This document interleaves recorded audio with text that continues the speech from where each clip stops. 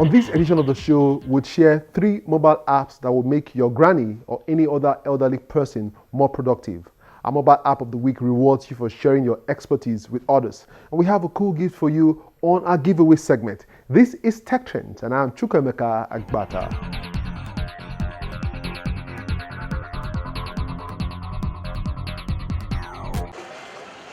As the year 2016 winds down, so also are marketers, some of whose shops at the biggest computer and allied products market in the West African sub-region, Computer Village, located in Ikeja, Lagos, are already under lock and key.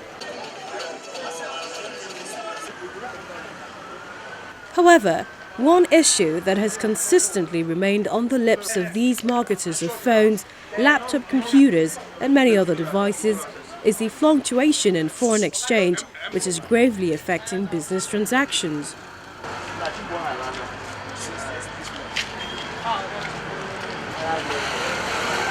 Due to the high price, one thing in demand is higher the price, the lower the demand, and the lower the price, the higher the demand. So this dollar is our major problem. The sales is not the way it used to be. This December, I've never witnessed this type of December before. The sales is too low. Customer has no money. If they come, they will tell you they don't have money. They will price and go. They will not buy anything from you. In the early months of this year, 2016, things have been moving well. But at the point when the Forex, the dollar started increasing, and the prices changes, and importation is not that really good enough again, because if you are buying a tin of $20,000 before, currently you cannot make it again buying such amount of money, So it's really affects our business and our sales. President of the Computer and Allied Product Dealers Association of Nigeria says that if government invested more in developing local quality content, it would help reduce the dependence of businesses on importation of gadgets. Now, rice production is almost coming to a reality in Nigeria. What we need now is to produce to quantity. ICT industry, things that we don't need to buy, things that will bring expertise in for expatriates in before now, before 2015, before 2016. We are now, studying hard to make sure we provide local and indigenous solutions to those ICT solutions. And I tell you, softwares and all that, we are doing them locally, we are developing softwares, and we are providing solutions. Things that we take abroad for solutions, we are improvising and we are providing solutions. That is to say that the money that is going to go for capital flight before are staying in the Nigerian economy. And I tell you, Computer Village, look at so many solutions that we provide here. People now bring things abroad because it's cheaper for you to repair your equipment here, your gadgets here, than take it abroad. So that is, over time, these things can generate economic development for us, improve our GDP, and ICT become an economic booster. That is the projection, and I tell you, Computer Village is a place to look out for. The market has also proven to be one of the biggest employers of labor, as thousands of youth strive to make a living fixing phones and laptops. The wide range of business activities gives opportunities to computer engineers and technicians who specialize in repair of faulty computers and mobile phones to transact businesses with dealers of ICT accessory.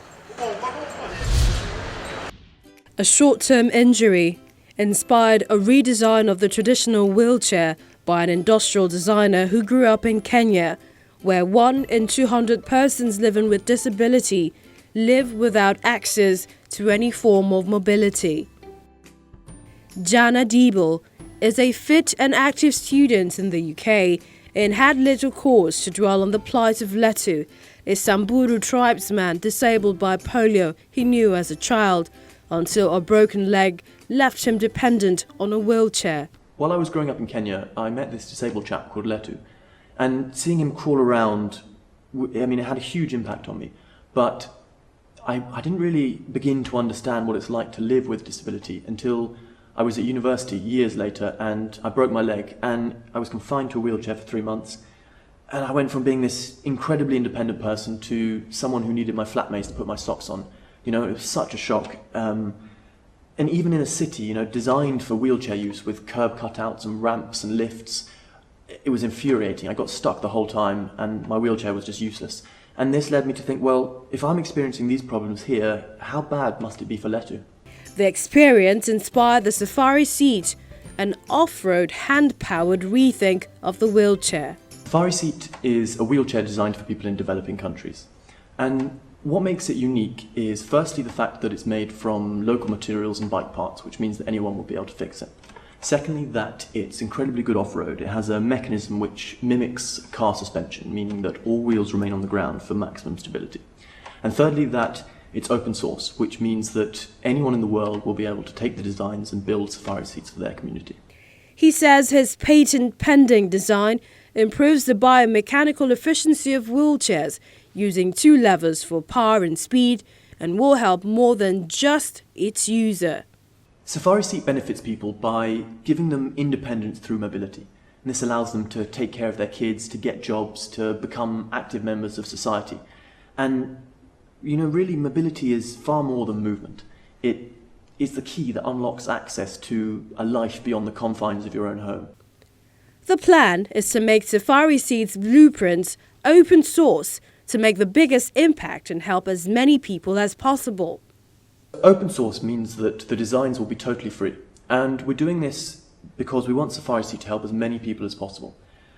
Our aim is that anyone in the world will be able to take the plans and build Safari Seats for people in their community, both helping people with disabilities and creating jobs for local people. A Kickstarter campaign has raised more than $115,000 despite an original target of $38,300, with 70% of that money going on development and manufacturing of Safari Seats and the open source toolkit. We're raising funds on Kickstarter to do 2 things. The first is to make as many Safari Seats as possible. And the second is to translate the blueprints into an easy-to-understand manual that will use diagrams to transcend language barriers, meaning that anyone will be able to build it, no matter where they live, no matter what language they speak. The extra money means the team plans to train more workshops in Kenya and expand to Uganda and Tanzania, eventually taking the Safari Seat to war zones and the rest of the world.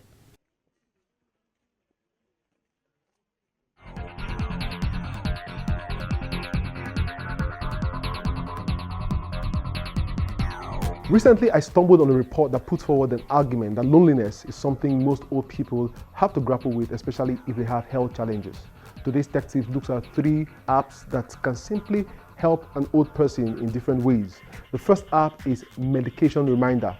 Many old people grapple with having to take medication at the prescribed time. Now, this is certainly not a good habit if you ask any doctor.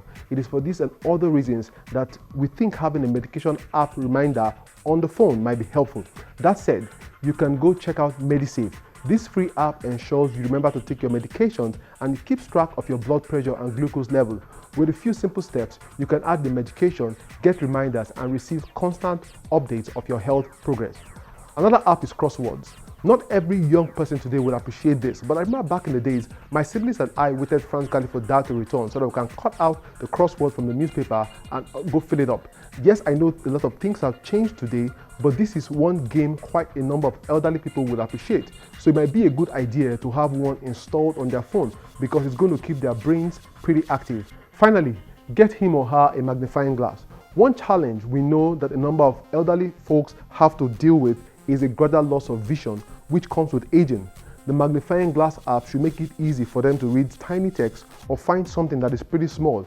If you think this is interesting, go check out Magnificent Magnifier HD for Android or Magnifying Glass for Apple. That's all for this segment.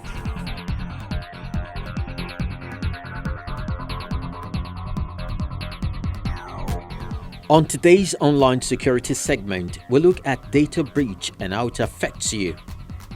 2016 is simply regarded as the year of online security breaches. For the first time, the world got a taste of what it was to be attacked using Internet of Things devices. IoT devices comprise of much more than just mobile phones. It includes more everyday equipment that now come internet enabled. For example, one technology tool that most people use is email. But do you realize that the moment you open an email account, your data is collected by the company through the questions you asked? And then, as you use the email account for various purposes, all your data would continually stay on the servers of the company. What happens if there is a data breach?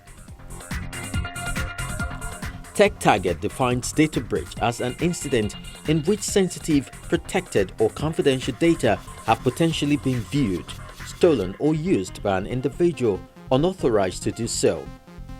Data breaches may involve personally identifiable information, trade secret, or intellectual property. There are so many reasons why people and organizations experience data breaches. The reasons could be both internal or external. Here are a few reasons. Use of outdated software. Using the most recent version of any software keeps you safer. Poor security habits such as weak passwords, lack of a good antivirus. For organizations, disgruntled employees can actually make a breach easier. Malware-infected personal or network devices. Company devices that may be infected with information-stealing malware. Lost or stolen gadgets will lead to security features that can also lead to data breach.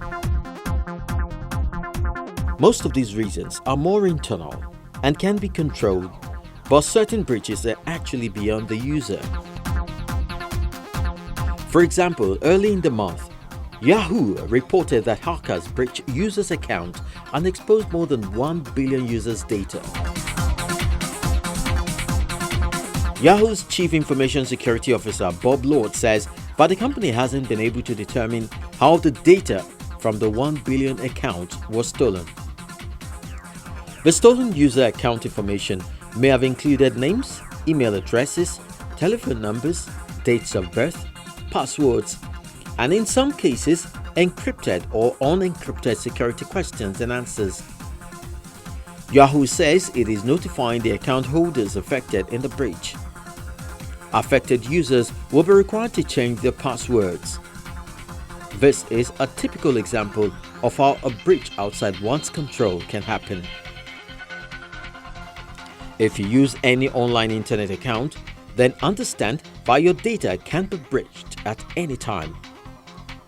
The key advice to prevent any data breach is to be security conscious.